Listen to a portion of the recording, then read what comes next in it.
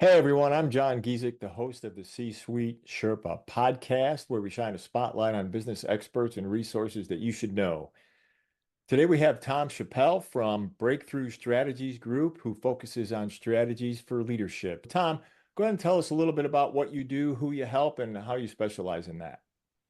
Thank you very much, John. As the name implies, we aim to provide breakthroughs for leadership teams.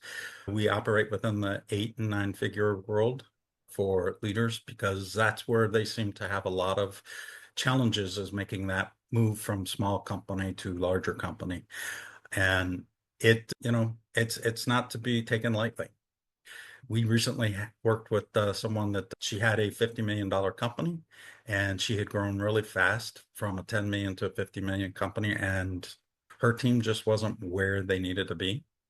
They were still in the small business mindset and operating in that way. Some of the levels at the 8 and 9 figures, especially in the nine, you have to have a different mindset of how things are going. You're reaching that point where you've got to decide where you're going to go with the business and whether it's going to be to exit or do an IPO. It really falls on that leadership team to help make all of those things possible. And everybody that's going to grow a business is going to grow through that as well, especially if they want to go to the next level. So if they do that, what would be the business approach or the thing that you do that separates and differentiates yourself from the other guys in your space? Well, I have to say, I've made a lot of the mistakes that a lot of small and medium-sized businesses go through. But I had the opportunity to recover from that, and I grew a line of business for a small business into a $24 million concern, and then helped them gain another $500 million in growth over an 8 year period. Oh, So that's tremendous, Tom. When you think about your clients that you've had in the past, is there a common theme about their biggest presenting problem that they bring to you, and what's going on in their business where they actually that's the trigger for them to reach out to a guy like you? So they might observe a lot of consternation going on or overly simplistic answers to more complex problems because those leadership teams that they have grown up with just don't understand the nature of complexity as you grow. And then the other area is that they may not know how to get in touch with that level of client that they need to sell to. Because as you grow, you need to get a more competent, higher level client and not just depend upon mom and pop businesses that you started out with. So that requires a level of sophistication and maturation of your team and your strategy for execution in sales and the way that you're going to hire for resources. Yeah, that makes sense. I remember you saying before we hit the record button about that client that started at 10 million and went up to 50 million. So she had to implement a whole new team. Is that what we were talking about? Yeah, so she had a 3 person team when she started and she was able to do all of that on her own. But at 50 million, it was a different caliber of thinking. She had leadership that was looking at buying boats and yachts and things like that because they thought they had made the deal. And she needed better scaling capability. And so we went in, we worked together. I did some introductions to people that I knew that were right for the opportunity. And I will tell you now, John, that she reported back to me that she just grew to $70 million. That was 2 years ago that we met, and she's now at 70 million. That's phenomenal. I know you had a lot to do with that, but that's a special team to grow that fast and control it. Yes. Wow, that's a testament. So, in your industry, Tom, what do you think the biggest challenge is going to be moving forward? Let's say within the next 5 years, what's the biggest hurdle Hmm. in your space that people are going to have to overcome? I appreciate that. I think it's going to be getting used to how technology is enhancing your team because some people are trying to use AI for replacement. Others are scared of AI and don't want it at all. And there's this happy little middle ground that you can use AI to help make decisions. People used machine learning for a long time to help make data analytical, data driven decisions. What I tell people is they can spit out the data, but you have to make the decision. You should not depend so heavily on the data that you check your mind at the door. So give me an example of that. Someone's going to take a whole bunch of numbers. There's some non-data driven factors that are going to go into that decision. Tell me what some of those would be.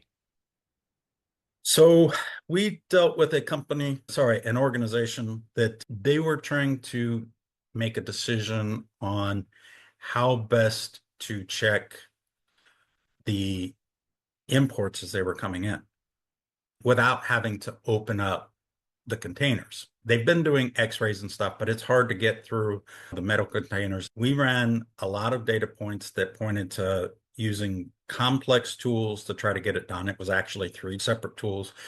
What ultimately ended up was none of it being as good as a simple dog.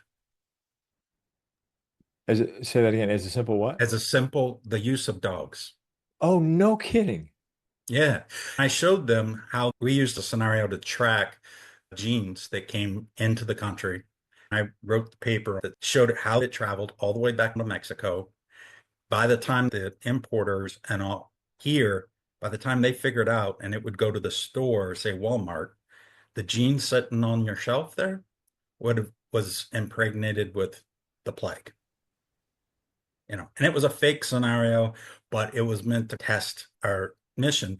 The problem is by the time they figured out what this was, it was already out of the country. So how Wow. would you be able to tell? You know what I mean?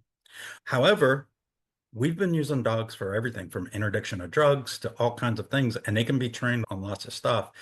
This was a case where it didn't require a complex solution. It required a very simple solution back to nature. That is a great example of data points all pointing to these three programs or tools that we're going to have to use to check these containers. And somebody came up with the idea about using dogs. Yep. That's Yep. amazing. So I can't put that, I don't want to put down analytics and all. It's got its purpose in place, but we've all heard the horror stories of where it doesn't always hit, you know.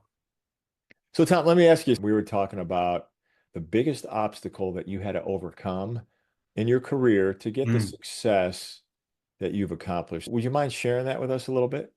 Yeah, sure. So, a couple of things happened. The first thing is I lost my first business. I was partners in a small $1 million concern. It wasn't a big deal, but we were making luxury homes. And we had taken out several contracts. What we had failed to think through was what happens if something happens to the partner. And as life would have it, that occurred. My partner lost his wife. She had an aneurysm and died on the way to the hospital. And so, unfortunately, it kind of left us in a lurch because he decided not to come back. And I was left holding all these contracts. So, we had to go through the unwinding, finishing of the final property, unwinding of the other properties, and which kind of took a toll because I had to pay for the unfulfillment of those contracts. And besides just giving their money back to keep from being sued completely and give them their deposits back, which left me with just my vehicle and I was living out of my car. That led to trying to figure out how to adapt and overcome. Honestly, I didn't really know what I was going to do. I was down to my last $20. I went into a store and I said, give me all the old Sunday newspapers. I bought a glass of Windex and offered to clean their windows. They referred me to the drugstore. And by the end of the day, I had $200 to my name. I restarted all over again. And that's how I recovered to a point that I could eventually afford a place to stay.